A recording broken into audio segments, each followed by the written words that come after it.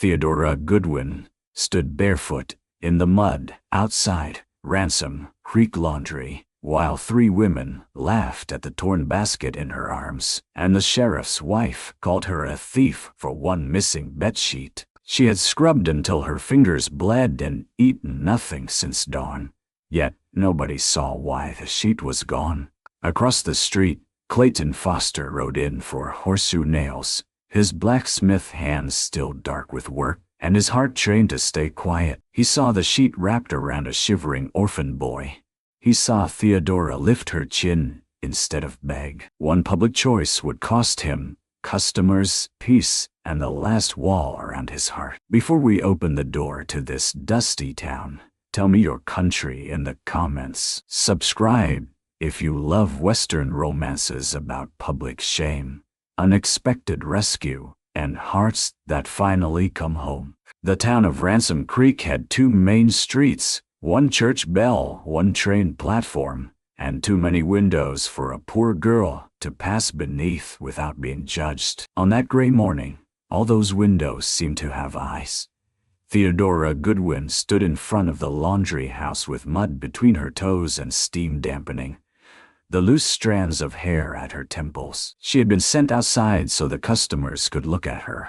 That was how Mrs. Vesta Pike handled trouble. She did not settle matters in the back room with fair words. She dragged shame into daylight and let the town feed on it.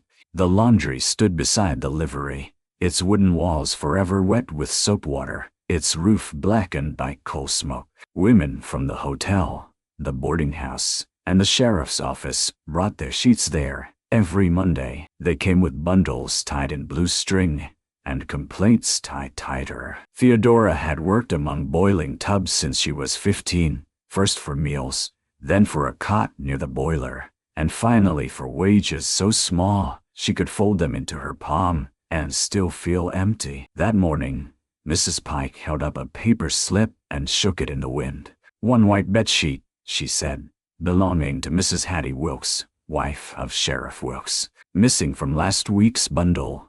Mrs. Wilkes stood beside her in a plum-colored dress too fine for mud, her gloves clasped at her waist. She wore a look that made mercy seem like an unclean thing. "I do not care if she is poor," Mrs. Wilkes said. "Poverty is no license for stealing." The words struck Theodora harder than a slap, because she could not defend herself without giving away someone smaller. Across the road, a freight wagon creaked to a stop outside the mercantile. Men turned from sacks of flour. 2 schoolboys paused with slate boards under their arms. An old teamster leaned on his whip. The blacksmith from Cinder Ridge had just ridden in, though Theodora did not know his name yet. She noticed him only because his horse was quiet, and he was quieter. He dismounted without hurry, a broad-shouldered man in a dark coat with a hammer loop at his belt and work scars along both hands. Clayton Foster had come into town for horseshoe nails, a bag of coal, salt pork, axle grease, and lamp oil. He did not come for trouble. Trouble had a way of finding a man anyway. He tied his bay horse at the rail and looked toward the laundry, not with the eager hunger of others waiting for a scandal to bloom, but with the stillness of a man who listened before he judged. Theodora kept her eyes on the mud. She knew what the town saw: a laundry girl with reddened hands, a patched dress, no family name that mattered, and no one standing near enough to be counted as a friend. Her mother had died in a fever years ago. Her father had disappeared before that, heading west with a wagon crew and leaving behind nothing but a cracked Bible and a debt at the boarding house. Theodora had belonged to work ever since. "Show us where it is," Mrs. Pike demanded. "I cannot," Theodora said. That was the truth, though not all of it. Mrs. Pike's nostrils flared. "Then admit you took it," Theodora swallowed. The sheet was behind the old feed shed, wrapped around Benny Cobb, a rail camp boy with a cough so deep it sounded like winter living in his chest. His mother had died washing dishes at the hotel kitchen. His father had gone north with a track gang and never returned. Benny had slept under a flour sack 2 nights before Theodora found him shaking behind the laundry stove. She had taken the clean sheet because the night had turned sharp. and because a child's bones mattered more than a rich woman's linen. But if she said that, Mrs. Pike would fetch Benny and make the town stare at him too. Mrs. Wilkes might send him to the county poorhouse, which every hungry child in Ransom Creek feared more than cold. So Theodora said nothing. Mrs. Wilkes raised her voice. A woman who steals sheets today will steal silver tomorrow. A few people murmured. Someone laughed softly. The sound passed through Theodora like prairie wind through a broken wall. Clayton Foster's jaw tightened. He had known public shame before. Not in a dress, not barefoot in mud, not with women laughing behind gloved hands. But he knew the shape of it. 7 years earlier, after the Foster cabin burned in a lightning storm, folks had looked at him with the same question in their eyes. Why had he lived when his younger sister had not? He'd been 19, strong enough to swing a hammer all day, not strong enough to pull Clara from a room already swallowed by flame. No one had called him a murderer. They had only wondered, sometimes wondering cut deeper. He crossed the street. The crowd shifted because Clayton Foster was not a man they could easily ignore. He shod their horses, mended their plows, repaired cracked wagon rims, and asked little in return beyond honest payment and quiet. He was called gentle because no one had seen him strike a man first. He was called cold because few had seen him smile. "What is the cost of the sheet?" he asked. Mrs. Pike blinked at him. "This is not your concern, Mr. Foster. I asked the cost." Mrs. Wilkes looked him over. "A decent man should not put himself between the law and a thief." "The law has not spoken," Clayton said. "Only the street has." The words were calm, but they settled heavy. Sheriff Wilkes was not there. He had ridden south that morning to settle a dispute over cattle fence, and perhaps that was why his wife had chosen this hour. Without her husband's measured voice, Mrs. Wilkes could be law, judge, and punishment all at once. Mrs. Pike sniffed. $1.20. Though money does not mend character. Clayton reached into his coat and drew out coins. He placed them on the top of the laundry barrel beside Mrs. Pike. "That pays for the sheet," he said. "Now what wages does Miss Goodwin have coming?" Theodora's head lifted before she could stop it. Mrs. Pike flushed. "Wages? She sleeps under my roof, beside your boiler," Theodora said quietly. Mrs. Pike whipped toward her. "You ungrateful little." Clayton stepped half a pace forward. Not enough to threaten, enough to remind everyone he was there. Mrs. Pike tightened her mouth. $3, but she owes for meals. "She earns those meals," Clayton said. Theodora did not understand why he spoke like he knew. He had never seen her before. He had not watched her lift wet blankets until her shoulders shook. He had not seen her hands split open in winter lie. He had no reason to stand beside her, except the kind of reason most people kept buried, because it cost too much. Mrs. Pike counted coins from her apron pocket and slapped them down. "Take her then. If you are so full of charity, I will not keep a thief." The crowd went still. That word "take" sounded ugly in the air. Theodora stepped back. "I do not belong to anyone." Clayton turned to her, and the steadiness in his face softened just enough for her to breathe. "No," he said, "you do not." That was the first thing he gave her. Not money, not rescue. A sentence she had not known she needed. He picked up the coins and held them out. "Miss Goodwin, I have a ranch house that needs washing done proper, blankets that smell of horse, and shirts beyond saving. I can pay fair. You would have your own room at the old foreman's cabin until you decide what comes next. If that does not suit, I will walk away and leave your wages in your hand." No one had ever offered Theodora a choice in such a public place. Mrs. Wilkes gave a sharp little laugh. "You expect this town to believe you are hiring a laundry girl out of the kindness of your heart?" Clayton did not look at her. "I do not expect this town to believe anything worth believing." Theodora stared at the $3 in his hand. Her pride wanted to refuse him. Her hunger wanted to snatch the coins and run. Her fear said a woman did not climb into a wagon with a quiet man she did not know.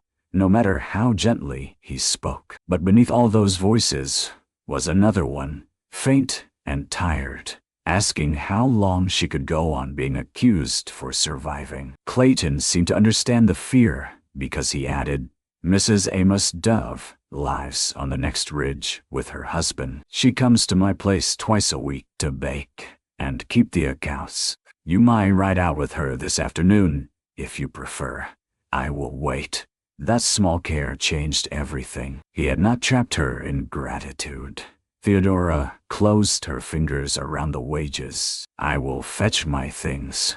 Mrs. Pike laughed. "Things? She owns a comb, 2 dresses, and a pair of stockings with holes."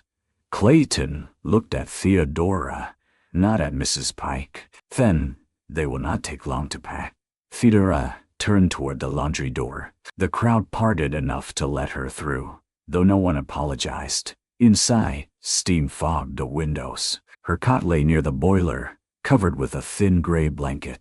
Under it were her mother's Bible, a chipped blue cup, 1 clean dress, and a ribbon she had kept from a Christmas package someone else had thrown away. She bundled them into a flour sack. Then, while Mrs. Pike watched from the doorway with narrowed eyes, Theodora slipped out the back and ran to the feed shed. Benny Cobb lay curled beneath the stolen sheet, eyes glassy, cheeks flushed. He tried to sit up when he saw her. "Did they catch you, Theo?" "No," she whispered. "They only think they did." She touched his forehead. "Hot, too hot." Clayton's shadow fell across the shed entrance. Theodora turned, fear leaping up, but he did not ask why she had lied. He looked at the boy, then at the sheet, then back at her. "There is room in the wagon," he said.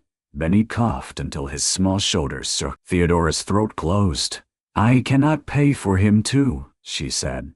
"I did not ask you to." She searched Clayton's face for pity and found none of the kind that makes a person feel smaller. She found concern, plain and practical, like a lantern set on a table. By the time the afternoon train whistled beyond the cottonwoods, Clayton Foster had loaded coal, nails, salt pork, lamp oil, 1 feverish orphan boy, 1 flour sack of poor belongings, and Theodora Goodwin onto his wagon. The town watched them go. Mrs. Wilkes stood on the boardwalk with her chin high. Mrs. Pike muttered that he would learn what charity cost. Theodora sat stiff beside Benny, both hands on the edge of the wagon bed, as Ransom Creek rolled away behind them. She had dreamed often of leaving the laundry, but in those dreams she had walked out wearing shoes and dignity, not a borrowed shawl and public shame. Clayton rode beside the wagon on his bay horse. He did not turn to see who watched. At the edge of town, where the road lifted toward open prairie, he slowed enough to glance back at her. "You hungry?" he asked. Theodora's pride rose again, thin but stubborn. "I can work before I eat." Clayton nodded as if that answer deserved respect. "Then, when we reach the creek, you can help me water the team. After that, we eat." It was the first meal anyone had offered her, without making it sound like mercy. The Foster place sat 6 miles north of Ransom Creek, where the prairie lifted into low ridges and a ribbon of creek cut through cottonwood shade. It was not grand, but it was solid. The house had a deep porch, a stone chimney, and windows that caught the evening sun. The forge stood a little apart from the barn, its roof patched with tin, its doorway blackened by years of smoke. Beyond it grazed a small herd of cattle and 3 horses, their coats shining bronze in the fading light. Theodora climbed down before Clayton could offer a hand. Her legs trembled from the wagon ride, and from everything she refused to feel. Benny slept wrapped in the sheet, his breath rasping. Clayton noticed the tremble but did not mention it. He carried Benny into the foreman's cabin, as if carrying a child were no burden at all. The cabin had 1 narrow bed, a stove, a table, a wash basin, and curtains faded by sun. To Theodora, it looked like a palace, because there was a door she could close. "Boy can have the bed tonight," Clayton said. "I will bring a cot from the bunk room for you. I can sleep on the floor." "You can," he said, "but you will not have to. Again, no argument, no grand speech. Just a line drawn quietly against hardship. Mrs. Amos Dove arrived near sunset in a buckboard, a round-faced woman with silver hair tucked under a brown bonnet and flower on her sleeves. She took one look at Benny and ordered Clayton to fetch water, grass, and willow bark. Then she looked at Theodora and gave a brisk nod. "You the girl from Pike's Laundry?" Theodora braced herself. "Yes, ma'am." "Good. Then you know how to boil water without making a fuss. Wash your hands and help me." It was the kindest welcome Theodora could have imagined because it treated her as useful instead of ruin. All night they tended Benny's fever. Clayton kept the stove fed and carried buckets without needing to be asked. Once, near midnight, Theodora looked through the cabin window and saw him standing outside under the lantern glow, rubbing one blackened thumb across the scar on his left palm. The wind pressed his coat against his shoulders. He looked lonely in a way she understood too well, as if the whole dark prairie could not give him enough room to set down what he carried. By morning, Benny's fever broke. Theodora sat in a chair beside the bed and bowed her head over her hands. She did not cry. Tears had always seemed too expensive, but her shoulders sagged with relief. Clayton stood in the doorway, holding a tin cup of coffee. "He will mend, Miss S. Duff says he may. Then we will see about finding his father." Theodora looked up. "You believe he has one?" "I believe a child should know someone is looking." Those words settled somewhere deep. The next days formed a rhythm Theodora did not trust at first.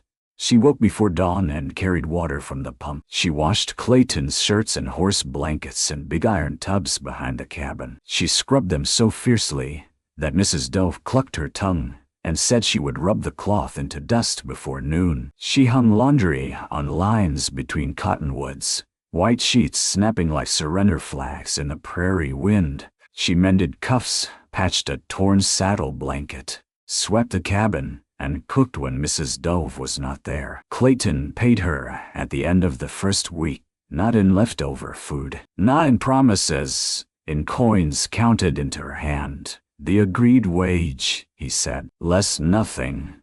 Theodora stared at the money. "I owe you for Benny's medicine." "No, Dot. I bought medicine for Benny. And the sheet." "I bought a sheet from Mrs. Pike." She closed her fingers around the coins. "You make it hard for a person to stay in debt."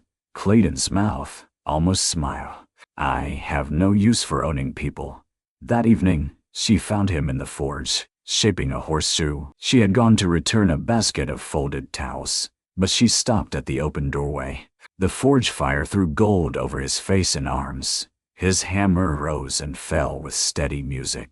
Every strike seemed to say something he did not speak aloud. Strength, restraint, sorrow, patience. Sparks flew around him like fireflies. He saw her and lowered the hammer. "Need something?" "I brought towels." "Set them by the bench, if you please." She stepped inside, careful of the tools. The heat wrapped around her, different from the laundry boiler. The laundry heat had been wet and choking. The forge heat was alive, orange and breathing. "You are not afraid of fire," she said before thinking. Clayton went still.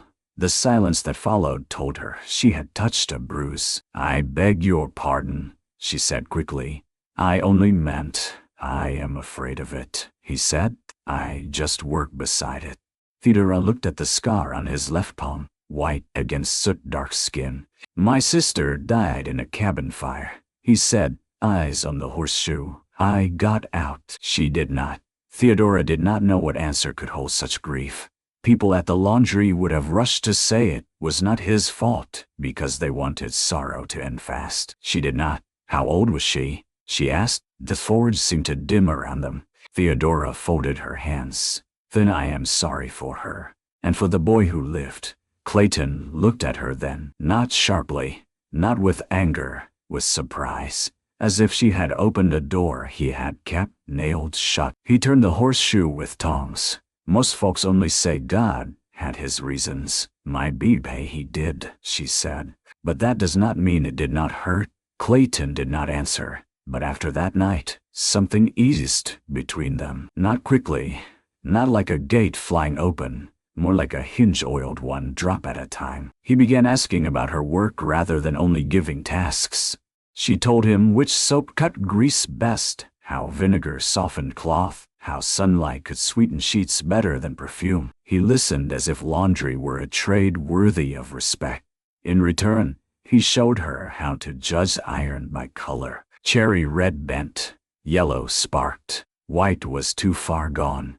She found herself thinking people were not so different. Benny grew stronger and followed Clayton everywhere, asking questions about horseshoes, nails, bellows, and whether a man could make a sword. Clayton answered each question gravely, even the foolish ones. Theodora watched from the wash line and felt a warmth she did not dare name. Once a thunderstorm rolled over the ridge while she was gathering dry sheets. Wind tore one loose and sent it flying toward the pasture. Theodora chased it through grass, laughing despite herself, until the sheet caught on a fence post. A young mare spooked at the white fluttering cloth and reared near the gate. Theodora froze. Clayton came running from the barn, but instead of shouting, he slowed. "Easy, Belle," he called. "Easy, girl." The mare's eyes rolled. Theodora stood between the animal and the whipping sheet, heart pounding. "Do not run," Clayton said. "I had not planned to." A corner of his mouth lifted. "Good." He moved with careful patience, one step at a time, voice low. Theodora copied him without being told. Together, they reached the fence. She caught the sheet, pulling it down slowly, while Clayton steadied the mare with one hand on her neck. Rain began falling hard, cold drops darkening Theodora's dress and Clayton's shirt. For a moment they stood close under the storm, both breathing fast. The rescue sheet gathered between them. Theodora's hair had come loose. Clayton's lashes were wet. His hand nearly touched hers on the cloth. Then Benny shouted from the barn, "You both look drowned." Theodora stepped back, cheeks warming. Clayton cleared his throat and led the mare away. That night, Mrs. Dove made stew, and Clayton brought in extra wood without being asked. Theodora served Benny first, then Mrs. Dove, then Clayton. When she sat at the table, she hesitated, still half expecting someone to remind her servants ate elsewhere. Clayton noticed. "This table has 4 chairs," he said, so she sat. The stew was plain, but the warmth of it nearly undid her. Lantern light touched the walls. Rain tapped the roof. Benny fell asleep with his head near his bowl, and Mrs. Duff hummed an old hymn while darning a sock. Clayton sat across from Theodora, quiet as ever, but not distant. The silence no longer felt like a locked door. It felt like a porch at dusk, waiting. The peace lasted 3 weeks. Then Ransom Creek remembered how much it disliked being proven wrong. It began with customers who stopped bringing work to Clayton's forge. A rancher named Silas Meeker rode up with a cracked wagon rim, saw Theodora hanging sheets near the creek, and turned his team around without a word. 2 days later, the hotel stable sent word that its shoeing would go to a blacksmith in Benton. Then the mercantile owner hesitated over Clayton's account for coal. "I am not saying I believe talk," Mr. Harlan said, not meeting Clayton's eyes, "but folks are uneasy. Mrs. Wilkes says you have taken a thief into your house." "She is not in my house," Clayton said. "She works for me and stays in the foreman's cabin." Mr. Harlan coughed. "You know how talk grows, only when fat." Theodora heard of it from Mrs. Dove, who told the truth because she did not believe kindness should be blind. "They are squeezing him," Mrs. Dove said while kneading bread at the cabin table. "Not because of the sheet, because he made them look small." Theodora pressed linen flat with both hands. "Then I should go." Mrs. Dove slapped dough harder than necessary. "That is what small people count on. I will not ruin him. You did not start this ruin." But Theodora knew ruin did not care who started it. It only cared who was standing closest when the roof came down. That Sunday, Clayton drove them into town for church because Mrs. Dove said hiding made gossip fat. Theodora wore her clean blue dress. the one she had patched under both arms. Benny wore a shirt Clayton had cut down from an old one. He looked proud of the sleeves even though they hung a little crooked. The church bell rang clear over Ransom Creek. Families moved up the steps in clusters, women with hymnals, men with brushed hats, children scrubbed pink. Conversation thinned when Clayton helped Theodora down from the wagon.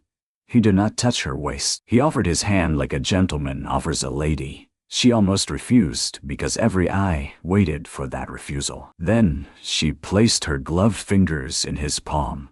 The town saw. Mrs. Wilkes stood near the church door. Her husband, Sheriff Wilkes, had returned from the south and stood beside her, looking troubled rather than cruel. Behind them was a heavy-set man in a striped vest, Cyrus Blunt, owner of the freight yard and one of Clayton's biggest customers. Blunt's horses pulled ore, lumber, and railroad supplies across 3 counties. His wagons needed iron constantly. Losing his work would wound any blacksmith. Blunt's gaze slid over Theodora in a way that made her want to step behind Clayton. But she did not. She had hidden enough in her life. "Foster," Blunt called. "Need a word after service." Clayton nodded once. Inside the church, Theodora sat beside Mrs. Duff. Clayton sat on the aisle, still and silent. The sermon was about mercy, which might have been a blessing if anyone had seemed to hear it. Afterward, on the church lawn, women gathered in bright little knots and did not invite Theodora near. Benny ran toward the pump with other children, but one boy pointed at him and said, "Sheep thief's brat." Clayton moved before Theodora could. He knelt in front of Benny, not the other boy. "You know what you are." Benny wiped his nose. "No, sir. A boy who survived fever." Benny looked uncertain. "A boy who will learn a trade if he wants one," Clayton continued. "A boy who will stand straight, even when fools talk crooked." Benny's chin lifted a little. Theodora looked away because tears had come too close. Cyrus Blunt approached with Mrs. Wilkes at his side. "You have a tender nature these days, Foster." Clayton rose. "Say what you came to say." Blunt smiled. "I have 6 wagons needing iron before the cattle drive. Good pay. Steady pay. But men talk. They do not want their teams handled by a man keeping low company." Theodora felt the words enter her like cold water. Clayton's face gave away nothing. "Then those men can walk?" Blunt's smile faded. "Do not be proud with an empty purse. Send the girl back to the laundry. Let Mrs. Pike settle what she owes. Folks will forget. I will not send Miss Goodwin anywhere." Mrs. Wilkes folded her hands. "You are making this harder than it needs to be. A decent woman would remove herself before damaging a man's livelihood." Theodora flinched because that arrow had been aimed perfectly. Clayton saw it. A decent town would not require it. Sheriff Wilkes stepped forward then, uncomfortable. "Clayton, Hattie tells me there remains a complaint of theft, paid sheet or not. Mrs. Pike claims Miss Goodwin took other items over the past month." "That is a lie," Theodora said. Her voice shook, but it carried. Mrs. Wilkes looked satisfied. "Can you prove it?" Theodora could not. Poor girls rarely could. Their innocence was expected to come with receipts. Clayton's hand closed slowly at his side. "Who made the complaint?" "Mrs. Pike," the sheriff said. "And Mr. Blunt says freight linens went missing as well." Theodora stared at Blunt. "I never washed freight linens." Blunt shrugged. "Laundry records say otherwise." The world seemed to tilt. Laundry records were kept in Mrs. Pike's office, written in her hand, locked in her drawer. She could make paper say anything. Theodora understood then. This was not about one sheet. It was about putting her back where she could be controlled, or making an example of her, so no other laundry girl dared leave. Sheriff Wilkes looked genuinely unhappy. "Miss Goodwin, I will need you to come answer questions tomorrow morning," Clayton said. "She will be there." "I can speak for myself," Theodora said softly. He turned to her. The pain in his eyes was not anger. It was fear restrained. She lifted her chin. "I will be there. On the ride home, The wagon wheels made a hollow sound over the ruts. Benny slept curled in the back. Mrs. Duff muttered prayers under her breath. Clayton rode beside the wagon, shoulders squared against a wind that had turned sharp. At the creek crossing, Theodora finally spoke. "You should take Mr. Blunt's work, no yo. You could say you did not know. You could send me to Mrs. Duff's house until the talk settles." No. She gripped the wagon seat. "You cannot answer every danger with one word." Clayton looked at her then. "I can when the word is no." Theodora's heart ached at the stubborn gentleness of him. "I have been unwanted all my life, Mr. Foster. I know how to pack quietly." "Clayton," he said. She blinked. "My name is Clayton." Theodora looked down at her hands. "Then you should know, Clayton, that I will not let your whole life burn, because you stood too near mine." His face changed at the word burn. She regretted it instantly, but he only said, "My life was burning before you came. You just made me notice the smoke." That night, Theodora could not sleep. She listened to Benny breathe from the bed and watched moonlight silver the floorboards. She thought of Clayton's forge, the unpaid accounts, the turned-away customers. She thought of his hand offered before the church, steady and public. She thought of Mrs. Wilkes saying a decent woman would remove herself. Before dawn, Theodora rose, packed her flour sack, left her wages under the blue cup, and wrote one line on a scrap of wrapping paper. "You gave me dignity, and I will not repay it by taking your peace." She kissed Benny's forehead, wrapped her shawl tight, and walked toward Ransom Creek before the sun touched the ridge. The prairie at dawn was wide and pale, with grass shining silver and meadowlarks calling from fence posts. Theodora walked fast, though her shoes pinched and her stomach twisted with fear. She did not know if Sheriff Wilkes would jail her. She did not know if Mrs. Pike would drag her back to the laundry. She knew only that Clayton Foster had already lost too much to fire, and she would not be another flame in his life. She reached Ransom Creek as the town was waking. Smoke rose from chimneys. The train platform smelled of coal and wet wood. Mrs. Pike stood outside the laundry with Cyrus Blunt, both of them speaking low. When they saw Theodora, surprise flashed across Mrs. Pike's face, then triumph. "Well," Mrs. Pike said, "the stray returns. I came to answer the complaint." Blunt smiled. "Sensible girl. Could have saved everyone trouble by staying where you belonged." "I belong to myself." His smile hardened. Sheriff Wilkes had not yet opened his office, so Mrs. Pike insisted Theodora wait inside the laundry. The moment Theodora stepped through the door, the old heat closed around her throat. Nothing had changed. The same tubs, the same lines, the same sour smell of lye and damp cloth. A younger girl named Ruth stood near the stove with red eyes, stirring sheets with a pole. "Theodora," Ruth whispered. Mrs. Pike snapped, "Work while you wait. You owe me for walking out." Theodora did not move. "I owe you nothing." Blunt shut the door behind them. That was when she knew she had walked into more than accusation. Mrs. Pike took a ledger from her office shelf and slapped it onto the table. "You will sign that you stole linens over 3 months and sold them. You will say Mr. Foster knew nothing. You will return to work until your debt is paid." Theodora stared at the ledger. "No." Blunt leaned close. "Then the blacksmith loses every freight contract from here to Abilene. I will see his coal cut off. I will see men spit when they pass his forge. You think you saved him by coming here. You save him by signing." Theodora's mouth went dry. Mrs. Pike dipped a pen in ink. "It is only your name, girl. It was never worth much." That insult should have broken her. Instead, it found the place Clayton had steadied. "My name is Theodora Goodwin," she said. "It was my mother's last gift. I will not put it under your lie." Blunt's face darkened. He reached for her arm. The laundry door crashed open. Clayton Foster stood in the doorway, breathing hard, hat low, coat dusty from a hard ride. Behind him came Mrs. Dove with a shotgun in both hands, and Benny, wrapped in a quilt, in the wagon outside, pale but furious. Clayton's eyes found Theodora first. Only after he saw she was standing did he look at Blunt. "Take your hand from her," he said, Blunt laughed. This is private business. Clayton stepped inside. Not anymore. Mrs. Pike lifted the ledger.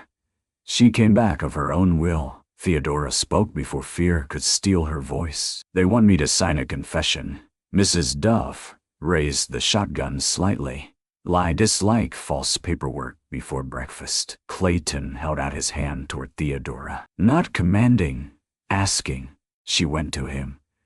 The whole town seemed to gather in minutes, drawn by Mrs. Pike's shouting and Mrs. Dove's very visible shotgun. Sheriff Wilkes arrived with his suspenders half fastened and his face thunderous. Mrs. Wilkes came behind him, alarmed to find the spectacle no longer under her control. Clayton took the ledger from Mrs. Pike's table and opened it. He could read accounts well enough, but Theodora knew laundry marks, bundle numbers, fabric descriptions, and the habits of every customer who had ever looked down on her. Show me, Clayton said. So she did, standing in the doorway of the laundry with half the town listening. Theodora read the ledger like a map of lies. Freight linens marked on days when no freight linens had been delivered. Sheets charged twice. Wages deducted for meals never eaten. Names of girls who had left town still listed as owing debt. Mrs. Pike tried to interrupt, but Theodora's voice grew stronger with every lie. Then Ruth stepped forward from the stove, trembling. It is true. Mrs. Pike keeps 2 ledgers. The other is in the flour bin. Mrs. Pike went white. Sheriff Wilkes opened the flour bin himself. Beneath a sack of meal lay a second ledger, wrapped in oilcloth. The entries were plain. Mrs. Pike had been taking payment from customers, docking wages from laundry girls, and blaming missing items on workers who could not defend themselves. Blunt's name appeared beside several payments marked pressure fee. The crowd shifted like a living thing ashamed of its own hunger. Mrs. Wilkes stared at her husband. Surely this is confusion. Sheriff Wilkes closed the ledger. No, Hattie, it is theft. Blunt moved toward the back door. Clayton blocked him. The big freight owner sneered. You will regret this. I can ruin your forge. Clayton's voice was low. You tried to ruin a woman because she had no one. You picked the wrong woman. Blunt swung first. He was heavy and mean, but Clayton had spent his life lifting iron and holding himself back. He caught Blunt's wrist, turned him, and drove him hard against the wash table. The table cracked. A pot of hot starch tipped, spilling across the floor. Ruth screamed as the liquid ran toward the stove, where a stray coal had rolled from the firebox. The wet, starchy cloth caught first in a small hiss of flame. For one heartbeat, everyone froze. Then the laundry became chaos. Fire climbed a hanging sheet faster than thought. Steam turned black. Women screamed and pushed for the door. The sheriff dragged Mrs. Pike out by the arm. Mrs. Dove herded Ruth through smoke. Blunt shoved past a barrel and vanished through the back. Theodora heard a cough from the corner. A child's cough. Benny had climbed from the wagon and come inside. He stood near the rear shelves, trapped beyond the burning sheet, eyes wide. Theodora ran before anyone could stop her. Theodora, Clayton shouted. Smoke swallowed her. Heat slapped her face. She grabbed a wet blanket from a tub and threw it over her shoulders. The old terror of the laundry rose around her. All those years of heat and obedience, and being told to stay where she was put. But Benny was crying her name, and this time she would not let a child be left behind a wall of flame. She reached him, wrapped him in the wet blanket, and turned back. A beam groaned overhead. Clayton came through the smoke like a man walking into his worst memory. His face had gone gray beneath the soot. For a fraction of a second, Theodora saw the 19-year-old boy in him, standing outside a burning cabin, hearing his sister call. Then his eyes fixed on Benny, on Theodora. He chose forward. Clayton lifted the burning sheet with an iron pole, teeth clenched, giving Theodora space to pass. Fire licked up his sleeve. She shoved Benny toward the door, then turned back as Clayton staggered under the weight of the falling cloth. Together they dropped the pole and ran. The beam fell behind them as they burst into daylight. For a moment, there was no sound but the roar of fire and the cough of smoke from their lungs. Then Benny began sobbing. Theodora held him so tightly, he complained he could not breathe. Clayton stood nearby. One sleeve burned. His left hand blistered where he had gripped hot iron through his glove. Theodora seized his wrist. "Your hand." He looked down as if surprised to find pain there. Sheriff Wilkes shouted orders for a bucket lie. Men rushed from the pump. Women carried wet sacks. By the time the fire was beaten back, half the laundry roof was gone, the back wall blackened, and the old sign hanging by one nail. Mrs. Pike sat on an overturned crate, weeping into her apron. Cyrus Blunt was caught near the rail yard with soot on his coat and the second ledger's torn pages in his pocket. The town square filled as the sheriff put Blunt in handcuffs. Mrs. Wilkes stood silent for once. Ruth and two other laundry girls clung to each other. Benny refused to let go of Theodora's skirt. Clayton's hand needed tending, but he would not leave until Theodora was steady. She tied his burned palm with strips torn from her own petticoat, hands shaking. "You came after me," she said. "You left a note. You were supposed to let me go." "I have been letting people go my whole life," Clayton said. His voice roughened. "I am done making a virtue of it." Theodora looked up. The town was watching again, but this time the watching felt different. No less sharp, perhaps, but uncertain. Ready to be taught what it had missed, Clayton turned to the crowd, his bandaged hand held close to his chest. "I rode into town for supplies. The day I met Miss Goodwin," he said, "I found this town stripping dignity from a woman who had given a child warmth. I paid for a sheet because none of you asked why it was missing. I hired her because she works harder than any two men who have ever crossed my forge. Today she walked into the place that shamed her and told the truth when lies would have been easier. If any person here still means to call her a thief, say it where I can hear." No one spoke. Theodora could barely breathe. Clayton faced her then, and his voice changed, softer, but still strong enough for the street to carry. "I will not claim you to save you. You already saved yourself. But if you allow it, I mean to court you honest, in daylight, before this town and before God." Theodora's heart seemed to stop and then begin again with a new rhythm. She thought of every night beside the boiler, every insult swallowed, every door closed. She thought of a sheet wrapped around Benny, a hand offered at church, a man afraid of fire walking into flame anyway. "You my," she said. A murmur moved through the town. Not laughter, not scorn, something closer to wonder. Mrs. Duff wiped her eyes with the heel of her hand and muttered, "About time." Sheriff Wilkes removed his hat. "Miss Goodwin, I owe you an apology." "More than one." Theodora looked at him, then at his wife. Mrs. Wilkes' face was pale and tight. Pride fighting a battle it could not win. "I wanted the sheet returned," Mrs. Wilkes said weakly. Theodora held Benny closer. "It was," the sheriff cleared his throat. "Mrs. Pike will answer for her ledgers. Mr. Blunt, too. The girls owed wages will be paid from seized accounts if the judge agrees." Ruth began to cry in earnest then. Theodora reached for her with her free hand. Ruth came, and for the first time in Ransom Creek, laundry girls stood in the center of town and were not ashamed. Clayton's burn kept him from the forge for 3 weeks. He hated idleness. Though he bore pain with the same quiet, he bore everything. Theodora changed the bandage each morning, spreading salve over the angry blisters and pretending not to notice when his breath caught. Mrs. Duff scolded him if he tried to lift a hammer. Benny appointed himself assistant blacksmith and mostly dropped nails into the dirt. The town changed slowly, because towns are made of people, and people do not surrender their habits all at once. But change came. Silas Meeker brought his cracked wagon rim back and stood awkwardly outside the forge until Theodora told him Clayton could not work yet, but she would write his name on the list. He took off his hat when speaking to her.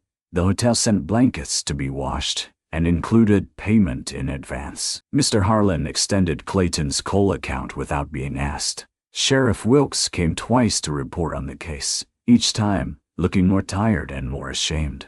Mrs. Wilkes did not come. But one afternoon a parcel arrived at the Foster place. Inside was a new white sheet, fine cotton, with no note. Theodora held it for a long time. Then she cut it in half. Clayton watched from the porch, one hand bandaged, brows raised. "That is expensive cloth," he said. "Yes, you have plans for it." "Yes." She hemmed one half into a proper bed sheet for Benny. The other half she made into curtains for the foreman's cabin, where sunlight could pass through clean and bright. Benny's father was found by letter 2 months later in a rail camp near Laramie. He had been injured, not absent by choice. Until he could come, Benny stayed at the Foster place and learned to pump bellows, collect eggs from Mrs. Dove's hens, and read from Theodora's mother's Bible in the evenings. The burned laundry did not reopen under Mrs. Pye. Her building was sold to pay debts. Theodora, with wages finally returned and Clayton's careful advice, rented the front room after repairs. She did not call it Ransom Creek Laundry. She painted a new sign herself with letters Clayton sketched in pencil. Goodwin Wash House. Below that, in small letters, she added, warm water, fair wages, no girl sleeps by the boiler. On opening day, Ruth came to work with her hair tied back and her shoulders straight. 2 other girls followed. Mrs. Dove brought bread. Benny swept the front step with great importance. Clayton arrived last, driving a wagon loaded with clean tubs he had repaired one-handed and a new iron stove he had purchased by selling 3 silver-mounted bridle pieces he had once saved for no reason he could name. Theodora saw the empty space in his tack chest that evening.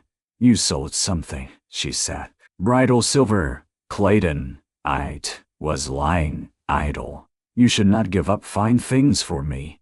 He leaned against the porch rail, sunset warming the side of his face. "I did not give them up for you. I gave them up for what you are building." She stood beside him, close enough that her sleeve brushed his. "There is a difference." His eyes softened.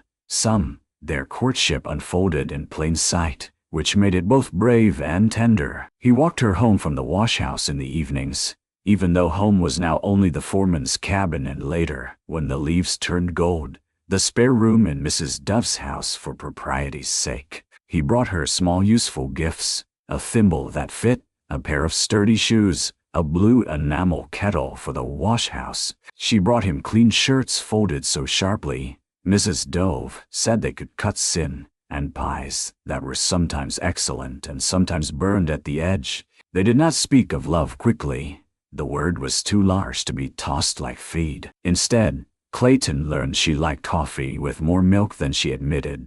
Theodora learned he rubbed his left arm when storms gathered. He learned she feared closed doors. She learned he feared open flame when children were near. Together they became careful with each other's wounds.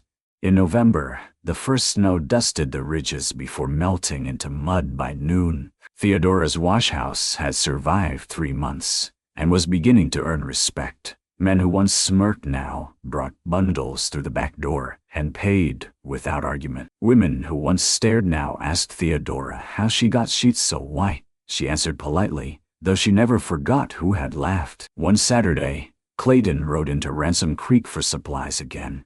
It was much like the first day and nothing like it. The air smelled of coal smoke and cinnamon from the bakery. Horses stamped along the rail. The train whistle blew beyond the depot. Clayton's wagon rolled down the main street with a list tucked in his coat. Horseshoe nails, lamp oil, flour, coffee, and blue thread Theodora had requested for mending. He tied his bay horse near the mercantile, and when he stepped down, people greeted him. Then he crossed to the wash house. Theodora stood in the doorway with sleeves rolled, hair pinned, cheeks flushed from work. Behind her, warm steam rose from clean tubs. Ruth laughed inside at something Benny said. White sheets moved on the lines out back like flags of peace. Clayton removed his hat. "Miss Goodwin." Theodora smiled. "Mr. Foster, would you care to walk to the mercantile? I am working. I am buying supplies." "That sounds serious." "It is. I might need counsel on blue thread." She untied her apron slowly. aware of the street around them. A year earlier, public eyes had made her feel naked with shame. Now the town watched with curiosity, some with fondness, a few with regret. None of it owned her. She stepped outside. Clayton offered his hand. This time, she did not hesitate. Their fingers met in the open daylight. Blacksmith's calluses against laundry girl's worn palm. Both of them marked by labor, both of them steadier for having been chosen. Together, they walked down the same street where she had once stood barefoot in mud. Outside the mercantile, Clayton stopped. The church bell began to ring the noon hour. The sound drifted over wagons, rooftops, and the old laundry ruins. Over every place sorrow had once spoken too loudly. Clayton turned to her. "Theodora Goodwin, I have a house that is warmer when you are in it. A forge that knows your step, and a heart I thought had gone quiet for good. I cannot promise ease. I can promise truth, work, a table where you will always have a chair, and my hand in public as well as private. Will you marry me when you are ready?" Theodora looked at the man who had ridden into town for supplies and left with a lonely laundry girl because he had seen what others missed. She looked at the street that had shamed her and no longer felt the need to lower her eyes. "When I am ready?" she asked. A faint smile touched his mouth. "I know better than to rush a woman who built her own wash-house." She laughed then, softly, with tears shining. "Then, yes, Clayton, I am ready." He did not kiss her in front of the town. That was not his way, and it was not what she needed. Instead, he held her hand a little tighter, and together they walked into the mercantile, as if buying lamp oil and blue thread were the beginning of a whole blessed life. They married 3 weeks later in the church with Mrs. Dove cry openly, Benny standing proudly beside Clayton, and Ruth placing clean white flowers along the aisle. Sheriff Wilkes attended with his hat in his hands. Mrs. Wilkes came too, sitting in the back, quiet as winter. When Theodora passed her, Mrs. Wilkes lowered her eyes. It was not forgiveness, not yet, but it was no longer power. At the Foster place that evening, lanterns glowed from porch to barn. The forge fire burned low and safe behind its stones. Horses shifted in the pasture. The prairie wind moved over the grass with a sound like whispered prayer. Inside the house, the table was crowded with stew, bread, preserves, and wedding cake Mrs. Dove had guarded like treasure. Benny fell asleep on a bench before dessert, one hand still closed around a peppermint. Later, when the guests had gone and the stars had come out sharp and bright, Theodora stood on the porch beside Clayton. The white curtains she had sewn for Mrs. Wilkes's sheets stirred in the window behind them. The house smelled of wood smoke, coffee, and clean linen. Clayton took her hand. No crowd demanded it now. No shame needed answering. Still, he held it openly beneath the lantern light, as if the night itself deserved to witness what had been healed. Theodora leaned her head against his shoulder and looked toward the dark road to Ransom Creek. Once, she had left that town with nothing but a flour sack, a sick child, and a stranger's quiet mercy. Now she had work with her name on the sign, a child laughing under her roof, a husband whose gentleness had proved stronger than pride, and a home where no one slept beside a boiler unless they chose to keep the fire company. Clayton's thumb moved gently over her fingers. "You warm enough?" he asked. Theodora smiled at the glowing windows, the waiting table, the clean sheets on the line silvered by moonlight, and the blacksmith who had turned public shame into a hand held in honor. "Hi, Zeus," she said. "At last?"